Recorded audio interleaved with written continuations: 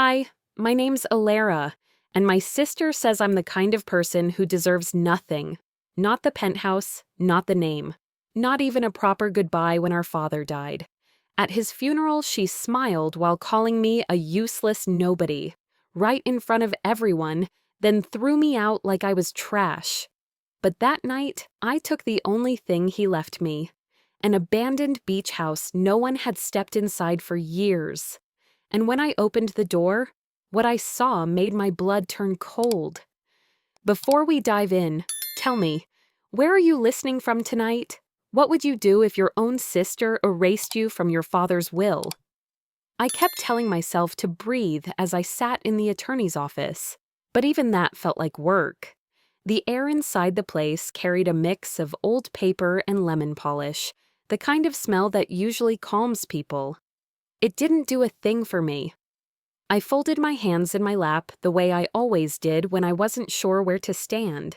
Dad used to tease me about that, saying I made myself small even when I didn't have to.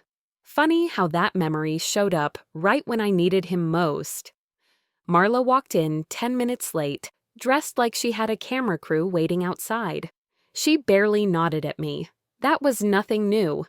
Ever since we were kids, she made a point of reminding everyone she was the one who made it out, the one who had a real life.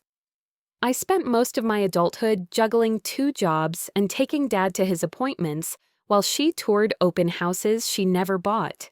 She liked being admired more than she liked being helpful. The attorney cleared his throat and started reading the will.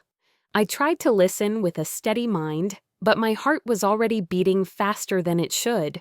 When he announced that Marla would inherit the penthouse downtown, complete with furniture, art pieces, and whatever was in the safe, I didn't move. I didn't even blink. I expected something like that. People around us murmured. Marla gave a smile that didn't touch her eyes. Then he read my part. Dad left me the beach house on the Gulf Coast. He called it abandoned in the document, which stung a little, even though I knew he meant it physically, not emotionally. That house used to be our weekend escape, when he felt strong enough for the drive. Hearing it labeled that way made my chest tighten. Marla tilted her head. "Of course," she said, loud enough for everyone in the reception area to hear. "She gets the junk property. Fits, doesn't it?" A few people looked down at their shoes. Someone coughed like they wanted to disappear. The attorney tried to move on, but I felt the heat rising up my neck. I kept my voice steady. I thanked him the way Dad raised me to, even though my cheeks felt hot. When the meeting ended, he handed me a single brass key tied with a faded green string.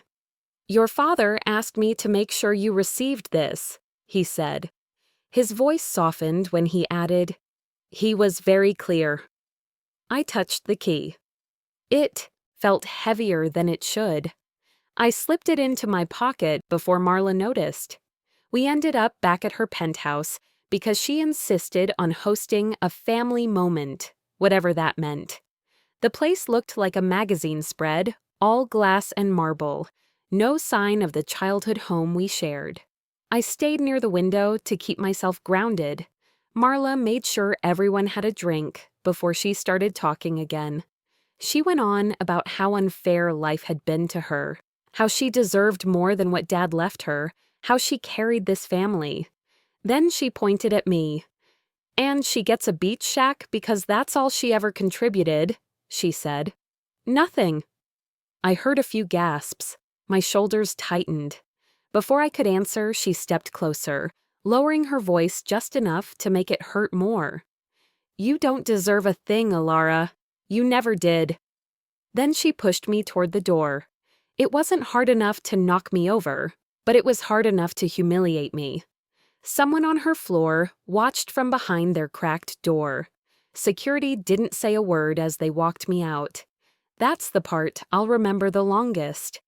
The silence. I stood in the hallway for a long minute, trying not to fall apart. I didn't have anywhere to go. My apartment lease ended when Dad got sick, and I'd moved around too much these past few months. I sat in my car and held that brass key. It warmed in my hand like it was choosing that moment to remind me I had somewhere left to stand. The drive to the coast took a little over 2 hours. By then, the sky had turned the color of wet concrete. I could smell rain in the air. Traffic thinned out the farther I went. Streetlights grew sparse, and when the trees finally opened to reveal the shoreline, I felt a strange mix of comfort and dread tug at me. The beach house came into view the way a memory does. Slow, familiar, bittersweet. The porch sagged. The paint peeled in long curls. The wind carried the sound of distant waves. I stood outside the door with the key pressed into my palm. For a second, I let myself remember Dad laughing while he grilled on summer nights. I remembered Marla complaining even back then, saying the place was too small for someone like her. I slid the key into the lock. It turned with a sound that felt older than I was. The door eased open. The air inside wasn't stale the way I expected. Something felt off. I stepped across the threshold and stopped breathing for a heartbeat. I froze, not because the house was abandoned, but because it wasn't empty at all. I didn't step inside right away. My hand still gripped the doorknob as my eyes adjusted to the dim light. The interior wasn't ruined the way I'd expected. In fact, it didn't feel abandoned at all. The faint scent of coffee, old but recognizable, hung in the air. Someone had been here, recently. I pushed the door open the rest of the way, stepping onto creaky floorboards that groaned under my weight. My shoes tapped softly against the worn wood as I scanned the living room. A folded blanket rested neatly on the armchair near the corner window. A battery-powered camping lantern sat on the table beside it, casting a faint glow that still lingered. I called out, just a simple, uncertain, "Hello," but it echoed too easily. No answer. I didn't expect one, but part of me hoped for it. The kind of hoping that comes from not wanting to be alone with a mystery. The place was weathered, no doubt. The paint on the walls had faded, and a thin film of dust coated the edges of the shelves. But it wasn't the kind of mess that comes from years of neglect. It was lived in, carefully so, intentionally so. I made my way toward the back, passing by the wall that used to hold all of Dad's framed photos. Us as kids at the pier, Mom smiling before things got complicated, Dad with his arm around me the day I graduated high school. They were still there, but someone had rearranged them. Some frames had been moved, others swapped spots entirely. I didn't like that. It felt too personal, too deliberate. I turned down the short hallway leading to the bedrooms. The smaller one, mine from when I was a kid, still had the seashell-patterned curtains I picked out with Dad when I was 9. The bed was made. The sheets weren't just tidy, they were warm. That stopped me cold. Not the kind of warmth that lingers from a hot day, but the kind that meant someone had been lying there recently. My fingers hovered over the blanket, unsure if I should touch it. I backed out slowly and kept moving. At the back door, I found a pair of worn work boots, men's size. Next to them was a damp towel hung over a dining chair and a half-used toothbrush on the bathroom sink. My stomach twisted. Whoever had been staying here wasn't just squatting. They had a routine, they had belongings, and now I was in their space, a house I thought was mine. I walked back toward the front room, trying to make sense of it all. The logical part of my brain told me to leave, call someone, but I couldn't. Not yet. Something in me had shifted. This house wasn't just a leftover from my childhood. It was connected to something else. Something bigger than just a bad inheritance. Why had Dad left this to me? Why not give Marla the beach house and hand me the city life I could have actually used? I remembered how he'd tried to talk to me those last few weeks, pulling me aside, saying there were things to understand. But Marla always found a way to interrupt. Always louder, always more urgent. She'd say things like, "She doesn't need the stress, Daddy. Just rest. I'll take care of everything." And he'd nod, tired, trusting her too easily. I pressed my palm to the wall next to the hallway, grounding myself. I didn't want revenge. Not exactly. I wanted answers. I made my way into the office, his old writing room. It smelled faintly of cedar and dust. The desk was still there, tucked under the small window that overlooked the side yard. Papers were scattered across it, but not in a careless way, more like someone had been searching for something. In the center was a leather-bound ledger. I opened it, his handwriting, slanted, strong even near the end. The last entry was dated just 3 weeks before he died. It wasn't long, just a note about some pending transfer and a cryptic line that read, "Keep it safe for E." I stared at the letter. My name was never written out, just the initial, but it was enough. It had to be me. Beneath the ledger, something caught my eye, wedged between the books on the lower shelf. I crouched down, tugging at the corner of a manila folder stuck tight. My fingers were dusty by the time I pulled it free. Inside were photocopies of hospital forms, receipts I didn't recognize, and letters written in my father's hand. One was a draft of a legal document that hadn't been fully signed, naming me as executor of something he called a secondary estate. I didn't even know what that meant, but it didn't sound minor. A chill settled at the base of my spine. Not fear, exactly, but clarity. He had meant for me to see this. I sat down on the rug, legs crossed, papers spread around me. The weight of grief mixed with something sharper. This wasn't just about being left out of the penthouse. This was about Dad trusting me with something Marla clearly didn't know about, or worse, did know and kept hidden. And then, just when I thought the house had settled into stillness, I heard it. A soft click from the back door. My body tensed. I scrambled to my feet, heart hammering. I ran toward the sound, flung the door open, and found nothing. No person, no voice. But there were footprints in the damp sand outside, leading away from the porch and toward the dunes. I stepped outside but didn't follow. The wind had picked up, carrying a salt-heavy chill. Whoever had been here didn't want to be seen. I stood there for a while, staring into the night, the folder clutched to my chest. I whispered to myself, half as a promise, half as a warning. Someone's hiding something, and I'm not leaving until I know what. I locked the doors and decided I'd stay. This house wasn't just some forgotten shell left behind in a will. It was part of a story my father hadn't finished telling me. And that thought stayed with me long after I lay down on the old couch. I must have drifted off sometime after midnight, still holding his phone and the folder I'd found. When morning light crept through the curtains, something felt wrong before my eyes were even open. When I sat up, the first thing I noticed was that the lantern I'd left on the coffee table was now lying on its side near the rug. The blanket that had been folded neatly on the armchair looked like someone had brushed past it. I scanned the room slowly, taking my time, letting the details settle. Nothing was missing, nothing was broken, yet everything felt touched. I got up and checked the door. Still locked. I knew I had closed every window before lying down. I walked toward the hallway, listening for the faintest sound, but the house stayed still. The silence held a kind of pressure, like someone had just stepped out of the room a moment earlier. I stepped outside to get a bit of air and noticed something new, fresh footprints leading toward the dunes. They weren't mine. I crouched down, brushing my fingertips over the shape in the sand. They headed straight toward the tall grass, then disappeared into the uneven slope. Whoever had been inside was close enough to return if they wanted. I pulled my phone out and tried calling the sheriff's office. The signal flickered, breaking the call apart before anyone answered.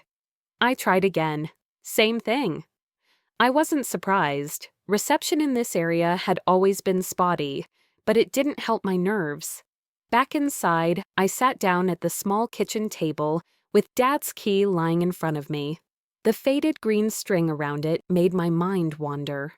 I traced the rough fibers with my thumb, remembering how he used to tie strings around things he didn't want to lose.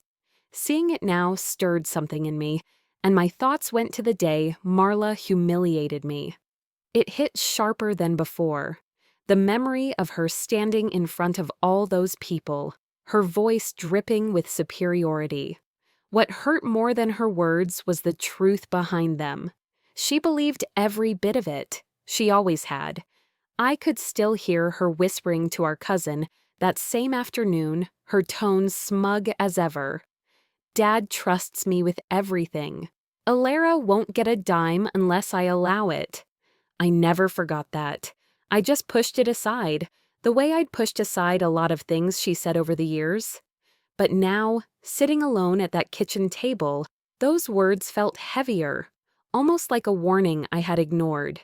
And that opened the door to another memory, one I hadn't let myself unpack until now. I was at the hospital late one night. Dad had asked to talk privately, and I leaned in close, trying to catch his voice. He'd started to say something about documents and needing to explain a few things to me. Then Marla breezed in, interrupting without a second thought. She told the nurse that she needed Dad's signature on some paperwork, took the folder before I had time to read any of it, and walked out with a confident smile, as though she'd solved something. Dad looked tired. Not sick tired, but defeated. I should have questioned it. I should have taken the folder back. Instead, I told myself she was helping. Now I wasn't so sure. The pressure in my chest deepened. If she had controlled what he signed, what else had she controlled? And what had he been trying to tell me? That question pushed me back into his office. I rummaged through the drawers, this time more carefully. In the bottom right drawer, under a pile of rubber bands and dried-out pens, I found his old flip phone. The battery was dead, but I remembered seeing an old charger in the kitchen drawer earlier. I plugged it in and waited. The screen lit up slowly, the familiar, outdated menu taking its time to appear. There was only one saved voicemail. My hands trembled a little as I pressed play. "Alara!" His voice was thin, strained. "If you're hearing this, something happened. The papers, they aren't what you think. Don't trust." The message ended there, cut short as if someone had interrupted him. I replayed it, hoping I had missed a word, a clue, anything. But each time it stopped at the same unfinished warning. I sat down on the edge of the sofa, gripping the phone so tightly my fingers ached. Everything inside me shifted, grief turning into a quiet, steady determination. Someone didn't want him to finish what he started. Someone didn't want me to inherit more than this house. Someone might still be watching, making sure I stayed in the dark. I held the phone against my chest and whispered, "I'm not leaving, not until I know every part of what you wanted me to know." The room stayed still for a moment, the kind of stillness that feels like a held breath. Then I heard it, slow, deliberate steps right outside the window, moving across the deck as if the person wanted me to hear them, wanted me to know they were still there. I didn't move. I held my breath and gripped the phone like it was some kind of shield. The steps were slow, scraping lightly over the old wooden planks of the porch, then circling around the house. Whoever it was wasn't trying to sneak in. They wanted me to hear them. I crouched behind the couch, barely peeking through a slit in the curtain. A tall figure moved past the back window, their shadow stretching across the kitchen tiles. They paused near the back steps, head turning as if scanning the property. I couldn't make out their face, but I saw enough to know it wasn't some lost fisherman or a nosy neighbor. This was deliberate. I backed away from the window, heart pounding hard enough to hear it in my ears. I stepped quietly down the hallway, careful not to creak the floorboards, and ducked into the bedroom. I grabbed the fireplace poker leaning against the wall, not because I thought I'd be brave enough to use it, but because empty hands felt even worse. Then I heard it, the rattle of the back doorknob. My body went rigid. Whoever it was had made their way around the house and was now testing the lock. A hard jolt followed. They were pushing. Not too hard, just enough to check if they could force it. And then, headlights. A truck passed down the narrow road out front. Its beams swept across the side of the house. That's when the noise stopped. I stayed frozen behind the bedroom door for what felt like forever. Minutes passed, then more silence, just the soft groan of the wind through the trees. Whoever it was, they were gone, for now. Eventually, I peeled myself off the wall and began securing the place. Every window was double-checked. I shoved a chair beneath each doorknob and pushed the old dresser against the back door. My hands were shaking, but my mind was clearer than it had been in days. Whoever that was, they weren't here to scare me. They were here to stop me. That meant there was something worth finding, and I was going to find it. Back in the small office, I started again. Every drawer, every shelf, every inch of that room got a second look. I pulled out files I hadn't opened yet, old envelopes with faded stamps, dusty notebooks filled with grocery lists and medication schedules. Then I spotted it, a warped piece of paneling at the back of the bottom drawer. I pulled gently and the thin board popped free. Tucked behind it was a leather-bound ledger, aged but intact. I carried it into the living room and sat by the window, the poker still beside me. I opened the first page. It wasn't a diary, it was financial. Dates, amounts, names, some of it familiar, some not. My father's handwriting was neat, almost meticulous. I scanned entry after entry, noting transfers and payments. But as I flipped through, something felt off. There were large sums of money moving out of his accounts, thousands at a time, labeled with only a few cryptic initials. Some of those initials weren't mine, weren't Marla's either. Then I saw it. A date circled in red ink, 3 weeks before he died, right around the time Marla started blocking my visits. The entry beside it wasn't labeled clearly, just a 5-digit account number and a payment marked "Personal Obligation Closed." I stared at it, the pieces starting to rearrange themselves in my mind. Was someone funneling money from his accounts? Who were those payments going to? And why would he hide this here, in the beach house he left only to me? My throat tightened.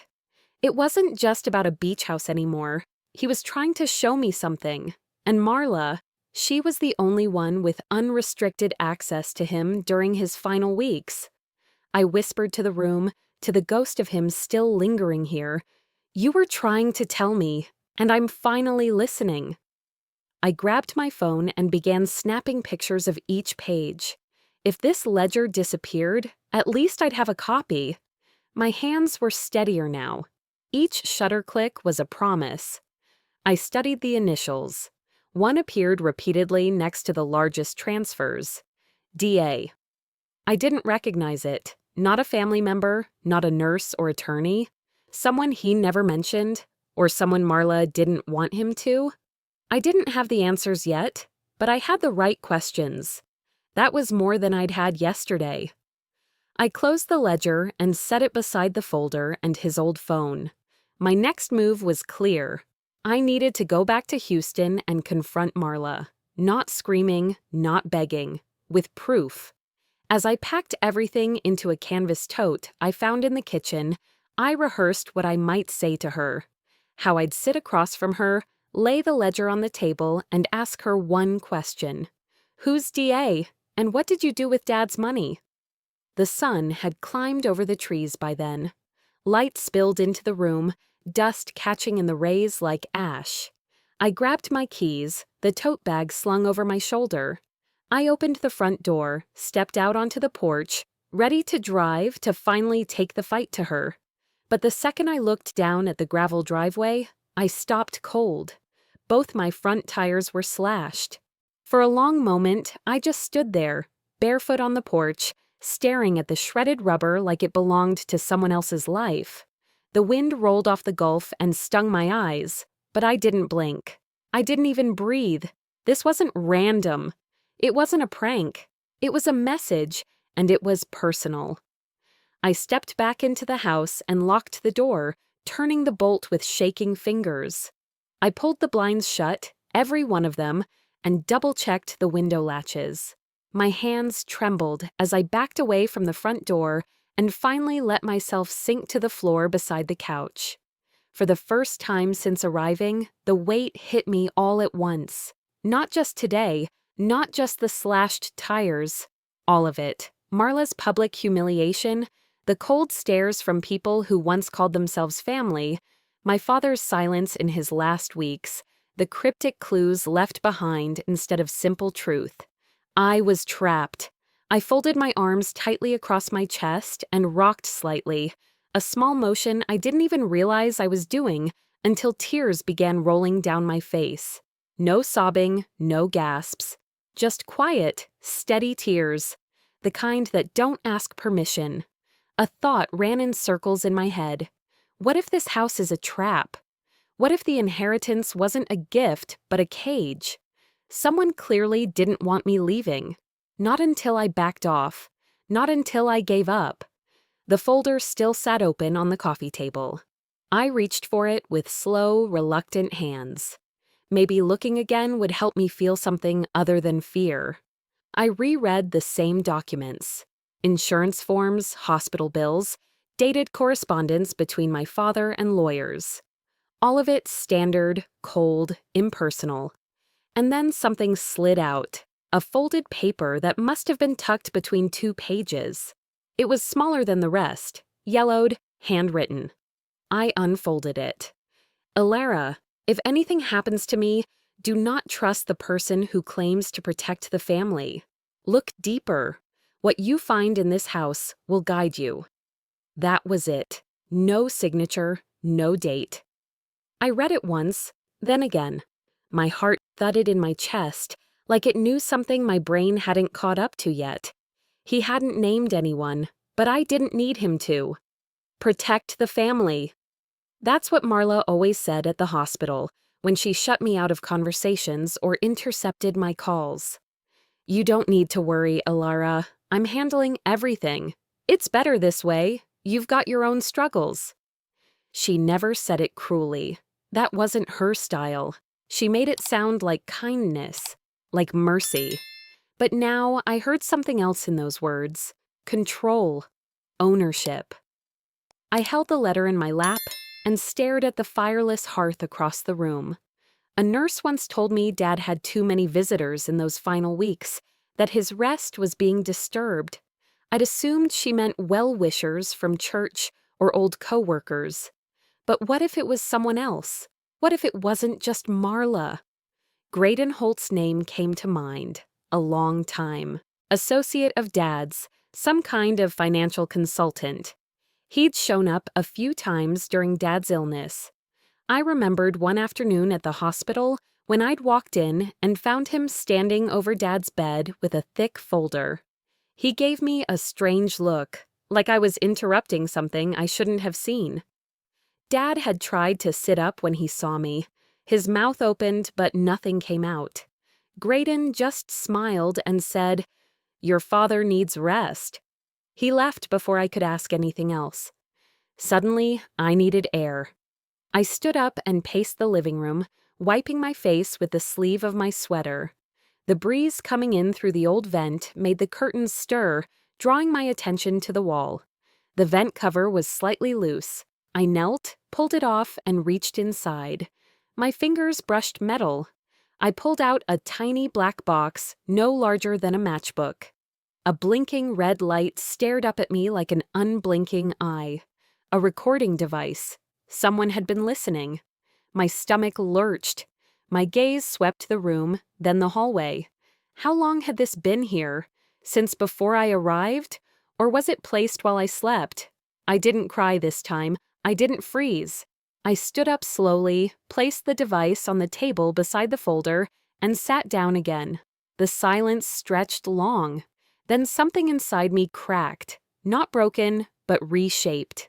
I'd spent so much of my life second-guessing myself, apologizing for taking up space, for not being the right kind of daughter. I had let people explain things to me instead of trusting what I saw and felt. But now someone was scared of what I might find, which meant I was finally looking in the right direction. I sat forward, elbows on knees, palms pressed together. I'm done being the one they walk over. The words left my mouth before I even realized I'd spoken them, and once I did, I said them again, louder this time. I'm done. No more letting fear steer the wheel. No more flinching at ghosts. I looked down at the folder, the ledger, my father's battered phone, and now the bug I'd pulled from my own wall. This wasn't over. It was only beginning. I would stay. I would read every paper, open every drawer, check every hidden place in this house. Whoever wanted me gone was going to regret not making sure I left when they had the chance. That night, I realized I wasn't as alone in the house as I thought. It started as a subtle shift in the air, barely noticeable, like a draft where there shouldn't have been one. I was sitting in the dark, back pressed against the wall near the fireplace, the poker gripped tightly in my hands. Every light in the house was off, not because I was hiding, but because I was listening. And I heard it, breathing, soft, controlled, not mine. It was coming from the hallway. I didn't move at first, just sat there with my heart thumping against my ribs like it was trying to break out. The wind outside had died down. The whole house was still, which made the sound that much clearer. Someone exhaled slowly, deliberately, as if trying not to be heard.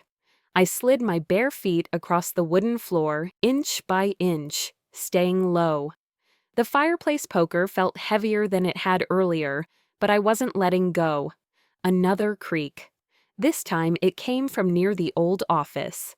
I edged closer, using the shadows to my advantage. A small lamp sat on a side table near the hallway.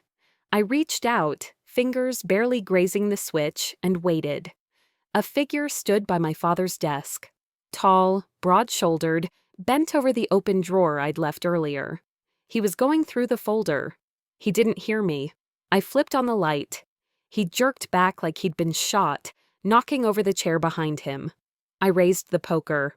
"Don't!" he shouted, hands in the air. "Please, Alara, it's me." I blinked. Graydon Holt. His face had changed. Gaunt, thinner. The years hadn't been kind. He looked like a man who'd been living off too little sleep and too much fear.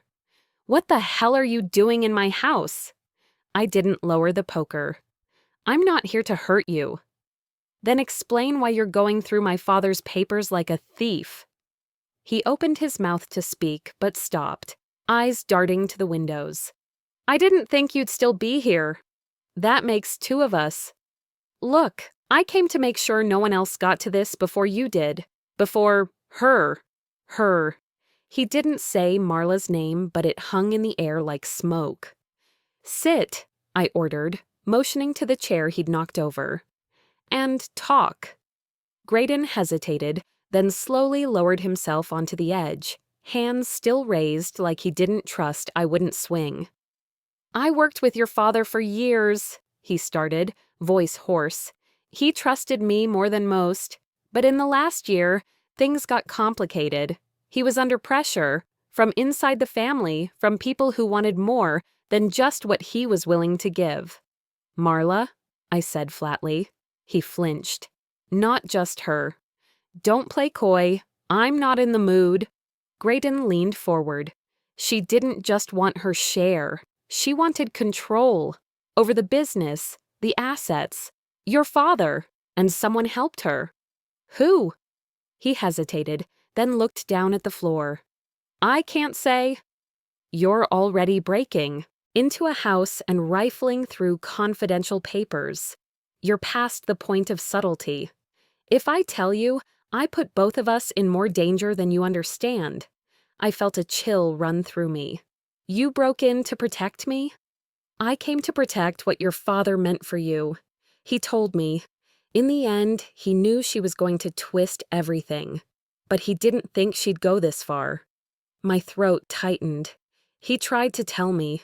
I found a letter. Graydon nodded slowly. He knew they were watching, recording him. That's why he left the beach house to you. It was the only place not fully under their control. And yet, here you are, inside it. I had no choice. He stood up suddenly. I have to go. If they track me... I stepped in front of him. Wait, what about the ledger? The money that disappeared? Graydon's face paled. You don't understand. That ledger could bury people, powerful ones, the kind who don't forgive mistakes. Who was behind it? He took a step back. This house is the only thing keeping you alive right now. Then he turned and bolted out the back door before I could stop him. I stood there in the quiet, trying to make sense of everything. The shadows stretched across the room as the lamp flickered behind me. Graydon had been afraid, not of me, but of who else might be coming. I walked to the door and stared out into the night. He was gone, no sign of him on the path, just wind and waves and unanswered questions. But something had shifted. This wasn't about inheritance anymore. This was about truth someone didn't want uncovered. And now I knew. Someone else had helped Marla. Someone powerful. I closed the door, locked it, and leaned my head against the wood. My reflection in the glass pane stared back, tired but not broken. For the first time, I wasn't just reacting. I was ready to fight. By sunrise, I understood exactly how far they were willing to go to keep me silent. Sleep had been impossible. Every creak in the walls, every gust of wind brushing against the siding, made my nerves snap tighter. I sat in the living room as the darkness slowly peeled back, watching the first light spill across the floorboards. I held my father's phone in one hand, the ledger in the other, and that letter, his final warning, lay open on the coffee table like it might start speaking if I stared long enough. I didn't need more signs. I needed protection, or at least someone not tangled up in this web to confirm I wasn't losing my mind. The sheriff's office was 15 blocks inland, maybe 20 if I stuck to the quieter back trails. My car was useless. I'd have to walk. I packed the ledger into a canvas tote, along with the letter, the phone, and the folded manila folder. I changed into jeans and layered a sweatshirt over my shirt, then tied my sneakers tight. Before leaving, I took one last look around the living room, its dust-covered memories, the silent echoes of my father's presence, and then stepped out into the morning. The dunes looked different at this hour. The sand was cool underfoot and scattered with tracks, birds, maybe raccoons, but human ones too, faint but fresh. I kept my head down and walked fast, forcing my legs to move faster than my racing thoughts. By the time I reached the edge of town, my chest ached from exertion and the rising heat. The sheriff's station sat like it always had, worn-down siding, a flickering porch light that probably hadn't been replaced in years. The inside was as quiet as the outside, no hustle, just a humming soda machine in the corner and the smell of burnt coffee. A man emerged from the back, broad, late 60s, thinning white hair, uniform shirt tucked neatly into his jeans. Sheriff Donnelly. His eyes met mine with a tired sort of curiosity. "Morning. Can I help you?" I placed the tote on the counter. "I think someone's been trying to hurt me." That got his attention. He motioned to a chair and came around the desk, settling into the one across from me. I explained everything. About the slashed tires, the break-in, the device I'd found, the voicemail from my dad, and the documents I'd brought. I kept my tone calm but firm, and I watched his expression closely as I laid each fact out like a puzzle waiting to be solved. He listened, nodded, asked a few small questions, but something about his gaze shifted as I pulled out the medical directives from my father's folder. "I noticed this last night," I said, placing 2 pages side by side. "His signature doesn't match. Here, this one's from 3 months before he died. And this one, just a few days before, Look how the L drops differently, how he loops the R. Sheriff Donnelly leaned forward, squinting. People's handwriting changes when they're sick, he offered. Not like this. He didn't reply. Instead, he tapped the table once and quietly set the documents aside. Then he shifted in his seat, suddenly more formal, distant. I frowned. You believe me, don't you? He reached beneath the desk as if adjusting something. I caught the faint light of a phone screen, a message being typed. I understand this is emotional, he said, not looking up, but maybe the best course of action is for you to head back to Houston. Let family matters stay in the family. My breath caught in my chest. Excuse me? You're upset. That's normal. But involving law enforcement in estate confusion doesn't always lead anywhere useful. Maybe give it some time. He wasn't just brushing me off. He was protecting someone. I scanned the room, needing confirmation, something concrete to explain the sour feeling in my gut. And then I saw it, behind him on the wall, a photo in a cheap frame. Marla, standing next to Sheriff Donnelly, smiling like she owned the town, accepting some plaque at a local fundraiser. His hand on her shoulder like they were family. My pulse pounded in my ears. I see, I said slowly, rising from my chair. Thank you for your time. You sure you don't want to leave those papers here? I'm fine. I gathered everything into the tote, turned, and walked out before he could finish his sentence. The sun was higher now, hot and blinding. I stood on the cracked sidewalk, blinking against the glare, my grip tight on the strap across my shoulder. Whatever illusion I had that someone would step in, that someone would care, it was gone.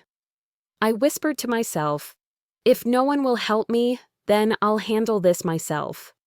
Then I turned toward the road home. The walk would be longer now, not because the distance had changed, but because I was carrying more than just evidence. I was carrying the truth no one wanted uncovered. The walk back felt heavier with every step, like the truth itself was pressing down on my shoulders. By the time the dunes came into view again, the sun had climbed higher, and the air shimmered with heat. Sweat clung to my neck, my heartbeat steady from the long trek, but my mind was sharper than it had been in days. I wasn't returning to that house empty-handed. I had evidence, I had answers, and for once, I had certainty. What I didn't expect was the sight waiting for me in the driveway. Her SUV, parked crooked, like she'd slammed to a stop and jumped out without thinking twice. The glossy paint job looked almost out of place against the sand and scrubby grass. And there she was, Marla, standing on the porch with her arms crossed, her expression carved from stone, her hair perfectly styled, her clothes pristine, as if she couldn't tolerate the idea of being touched by the coastal wind. The moment she saw me climbing the sandy path, her lips curled. You just can't leave things alone, can you? I stopped at the bottom step, letting my breath settle. What are you doing here? She brushed past me without answering, pushing the front door open like she owned the place. She swept her eyes across the living room, taking in the scattered papers, the old furniture, the dust. Her nose wrinkled in that familiar way, like she was standing in a place beneath her. I knew you'd come digging, she said, glancing over her shoulder. You always did snoop through things you didn't understand. This is my house, I said. I have every right to be here. She laughed, sharp and cold. You have a right to the title, sure, but what you're doing goes beyond that. You're stealing private paperwork, Dad's paperwork. I moved past her, planting myself between her and the small office doorway. I didn't steal anything. You left all this out of the will reading. Conveniently. Her eyes hardened, but her tone didn't budge. He trusted me with his affairs. I handled what needed to be handled. Considering how little you did for him, you should be grateful you got anything at all. There it was, that condescending slice she always knew how to deliver. But it didn't land the same way anymore. Not after what I'd uncovered. Not after walking miles with proof she never expected me to find. I walked to the desk and gently placed the ledger between us. "This was hidden," I said quietly. "And you know it." For the first time, her confidence wavered. Her eyes dropped to the book, recognition tightening her expression like someone had pulled a string. "Where did you get that?" she demanded. "It doesn't matter where. What matters is why Dad kept it from you." She stepped forward, all pretense of civility disappearing. "Give it to me, Alara." "No." Her jaw clenched. "I'm serious. Hand it over." I met her stare directly. "Did you change his paperwork?" A flicker of panic crossed her face, followed by something uglier. Arrogance mixed with fear. "He was dying," she snapped. "He didn't know what he was signing. Someone had to protect the assets." The words came out too quickly, too naturally. And the second they were free, she realized what she'd said. I froze. My breath caught. My fingers tightened around the edge of the desk. "You altered his documents," I whispered. Marla straightened, trying to claw back control. "Don't twist my words. I did what was best. For the family. For his businesses. You wouldn't understand. You were never part of the real work." "You didn't protect him," I said, feeling something inside me go still. "You used him." She scoffed, but it sounded forced. "Are you kidding? Without me, everything would have fallen apart. You were always the weak one, Alara. Dad knew that."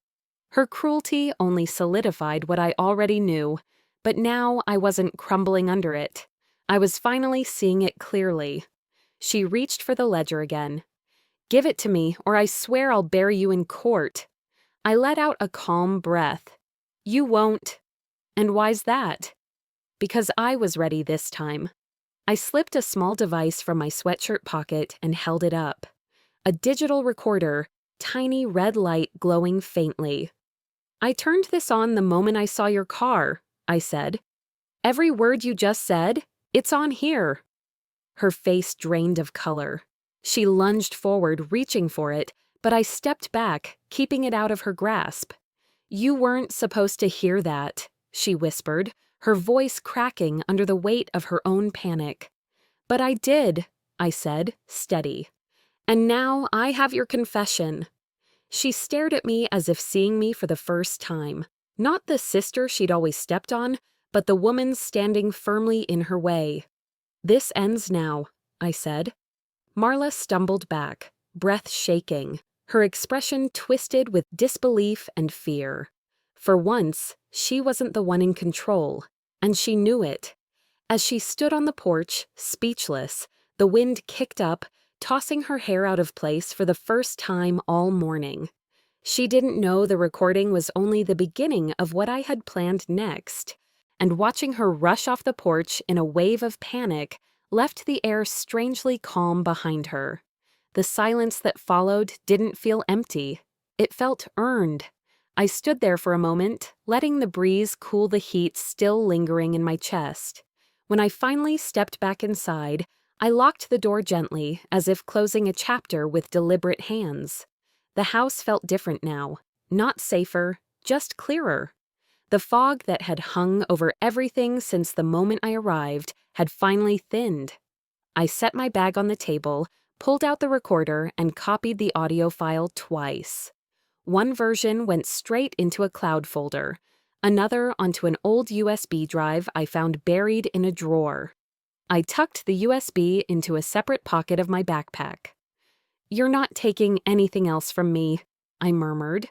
The words carried a steady strength I hadn't heard from myself in years. I reached for my father's old phone again, scrolling through its worn interface. That was when I noticed it, an encrypted folder labeled only with the initial E. My heartbeat quickened. I clicked it open. His voice came through, not weak this time, not breathless. Stronger, recorded earlier. "Alara, if they change anything, go to the desk drawer. The house is the key. Everything you need is there." Hearing him say my name sent something warm and painful through my chest. I held the phone against me for a long minute, just breathing with the sound still echoing in my ears. It felt like he was standing behind me, guiding me the way he always meant to. But there was more to do. By midday, I had packed everything I needed: documents, recordings, the ledger, the warning note, and stepped outside just as a local fisherman I'd met on my walk from town drove by in his old pickup. He slowed when he saw me standing by the road. "Need a lift again?" he asked, leaning out the window. I nodded gratefully. "Back to Houston, if you're headed that way. Hop in, I've got time." The drive took a couple of hours, and though we talked a little about the early heat, the fishing season, the strange luck life sometimes dealt us, I kept most of my thoughts tucked inward. Everything inside me was lining up with new purpose. When we finally reached the city, I thanked him and walked straight toward my father's law firm. The lobby looked the same as it had the day of the will reading, but this time I wasn't walking in timid or blindsided. I crossed the polished floor with the kind of steadiness you learn only after being broken and pieced back together again. I handed the receptionist a folder and asked to speak with the attorneys who handled my father's estate. They led me to a conference room where I laid everything out: every note, every discrepancy, every warning, every recording. While we were reviewing the documents, the door swung open. Graydon Holt stepped in. He looked rougher than before, unshaven, exhausted, eyes darting around the room, but there was resolve written in every line of his face. "I heard you were here," he said. "I brought the rest." He placed a thick envelope on the table: bank statements, emails, records of transfers, proof of money siphoned from my father's accounts. Smoothly, quietly, and consistently during the year, he grew sicker. The attorneys exchanged tense looks. One of them said, "This is enough to reopen the entire estate." And that's when chaos broke loose, because Marla stormed through the front door like a hurricane. She spotted me through the conference room glass and marched straight toward us, her voice rising before she even stepped inside. "You think you can come in here and throw accusations around? You think you can embarrass me?" Her face was red, her hair frazzled. Nothing like the polished version she usually presented to the world. "You tampered with legal documents," I said calmly. "You altered Dad's decisions." "Don't you dare twist this," she shouted. "Dad was confused. He needed help. I did what had to be done." People in the lobby turned. Some pulled out their phones. She noticed, but couldn't stop herself. The panic had cracked her polished exterior, and everything behind it spilled out. "You were never supposed to have control," she hissed. "He wasn't thinking straight, so I made the decisions. Me. I handled the paperwork because neither of you could be trusted." The room fell silent. She heard it too, the admission she'd just made. Her eyes widened in horror. One of the attorneys folded his hands slowly. "Ms. Kincaid, you do understand you've just acknowledged handling legal documents you were not authorized to change." Marla's mouth opened and then closed. She looked around, seeing every witness, every recording phone pointed at her. Her reputation collapsed right there in that lobby. I didn't celebrate. I didn't smile. I didn't even speak. I just watched her unravel in a way that broke something in me. Not out of sympathy, but out of a sad recognition that this didn't have to happen. Within an hour, the estate was formally frozen pending investigation. They assured me everything would be re-examined. Every document, every signature, every transfer. When I finally stepped outside the building, exhaustion washed over me. Not the defeated kind, the released kind. The kind that tells you the hardest part is behind you. I headed back toward the coast in the borrowed truck. The sky was dimming as I reached the beach house again, soft purples spreading over the water. I carried my bag inside and walked to the small desk where so much had started. There, taped beneath the bottom panel, was an envelope I hadn't noticed before. My father's handwriting covered the front. For my daughter who sees what others ignore. My breath trembled. Inside were updated estate instructions, never filed, never submitted. They named me as inheritor of the beach house, not out of pity or as an afterthought, but because he wanted me to have the one place untouched by anyone else. A place that belonged to us alone. A place he trusted me to protect. As I stepped onto the porch with the letter in hand, the Gulf breeze wrapped around me, warm and steady. I looked toward the horizon, the sun drifting low, painting the water gold. "I know who I am now," I whispered. Not the overlooked daughter, not the quiet one, not the fragile one. Just myself, finally, fully. And for the first time in years, I finally felt like my father's daughter again.